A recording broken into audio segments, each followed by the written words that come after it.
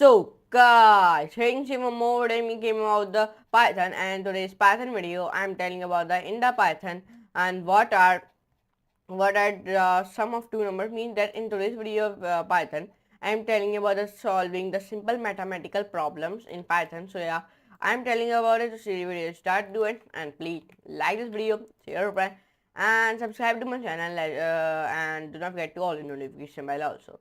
So now let's move computer screen and let's do a coding with laughing. So guys, in today's Python video, I'm telling you about the solving the simple mathematical problems in Python. So yeah, I'm telling you about it. So let's get started without wasting any time and let's solve the simple mathematical problems. First, sum of two numbers. In this example, we are summing the two numbers. Okay, means we are sum of two numbers. Let me show you how. Only come on your Visual Studio Code. Create a new window, create your file, any name, and give the any name to your file. I'm giving the name index.py to my file, and then I'm making my file in my document. Anywhere you will make it is your own choice. Okay, I'm making in my document, and then my file has been made it successfully. Yes. Now when my file has been made it very successfully. Yes.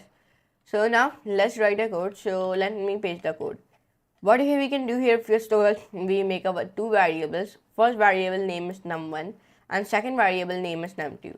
And in the num1 I store my data value 5 and in the num2 I store my data value 10. Then I write here sum underscore result. Here I make one more variable and in this variable I write like a sign operator. Then here I write like my first variable name and then I write plus operator, then second variable name. Then in the first variable name there are the figure is 5 and in the second variable name the figure is 10. So then figure 1 num1 plus num2 means like num1 figure plus num2 figure 10. Okay, so then it will plus then give me the output. How it gives me the output? Because first of all I write here print function, like print function is often used to print the things. Then in the double commas I write like the sum is, then and ratio, then I write like comma, then here I write like my third variable name sum result, then save it and run it. So it give me the output should be 15. The sum is 15. Here you can see it. Why? Because 10 plus 5 is equals to 15. Why it give me 10 plus 5 is 15? Because I write here num1, I write my first variable name, then plus second variable name, so that will give me the 15. Number 2, area of circle. This is our area of circle. Here you can see it. How to find the area of circle? To find the area of circle, you will be find it very easily. Let me show you how. To find it, you only want to do it. Only come onto your command prompt and then write here import math radius. Okay, import math.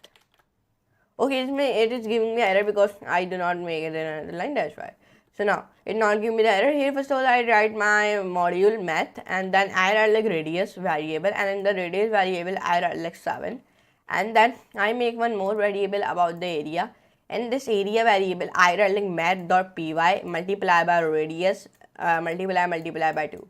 Then in the print function I write like the area of circle is, then I write like my variable name like area, then I save it and it should give me the output should be the area of circle 153.93 like this. Okay, why did it give me like this? Because when the calculator, when you divided like 7 7 not, let me come here, when you define here area, okay, like 7 multiplied by 7 49, then 49 multiplied by 2 98. Okay, I am not understanding this. Okay, so but anyways like that you will be find the area of circle like this. Now number 3, if you finding the largest number, how to find the largest number? Let me show you. Like in this code we are finding the largest number. Here what we can do here, first of all I created 3 variables. First variable name is a, second variable name is b, and third variable is name is c. And in the first variable I write like 12, and in the b variable I write like 8, and then in the c variable I write like 20. Then I write like largest. In the largest equals to max, then in the equals to max, then there are like a comma b comma c. Then When I write it, so then I say print the largest number in the largest variable. So that it give me like 20. Why? Because in the C variable I had like 20, and 20 is very bigger than 8 and 12. So let me show you. Here you can see it. Here you can see it give me 20. Like that you can do it. Or if I do not write here C variable, so it give me A variable, because A is bigger than B variable. Okay, because in the A the figure is 12, in the B the figure is 8. Number 4. How to check if a number is even or odd. Like in this example, we are checking the number is even or odd. If you check a number if even or odd, so you simply write this code. Okay. Then here what we can do here, I first of all create a first variable by the name of and equals to 50. Then I write like if statement number multiply modules 2 equals to 0.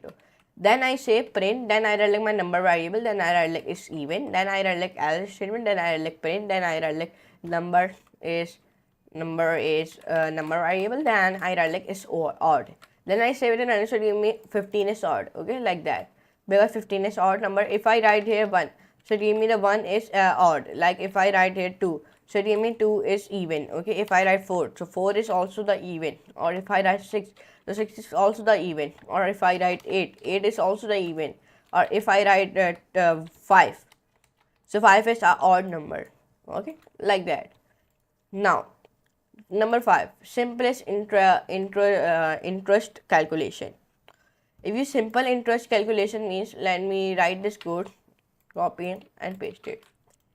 Here what we can doing here, first of all I create a variable by the name of principal equal to 1000. Then I will be rate of interest equal to 5 in percent. Then I write like time equals to 2 in years. Then I write like simple interest like equals to principal multiplied by rate of interest, then multiply by time divided by 100. Then in the print statement I write like the simple interest is, then I write like simple underscore interest. Okay, then I save it and run it. Should give me the output should be the simple interest is 100.0. Here you can say like that. Why? Because if you when you multiply like principal multiply by rate of interest multiply by time and divided by 100. Okay, so it give you this type of outputs. Okay, this 100. Let me show you. In the principal we write like 1000, and then in the rate of interest I write like 5. Then in the time I write like 2, like 5000 multiply by 2, so 10,000, and 10,000 divided by 100, so equals to 100. So that's why it give me the output should be 100, like that. Now number 6, factorial of number. If you found the factorial of number, so you will found it by easily like that. You only want to do it, you only first of all write here your math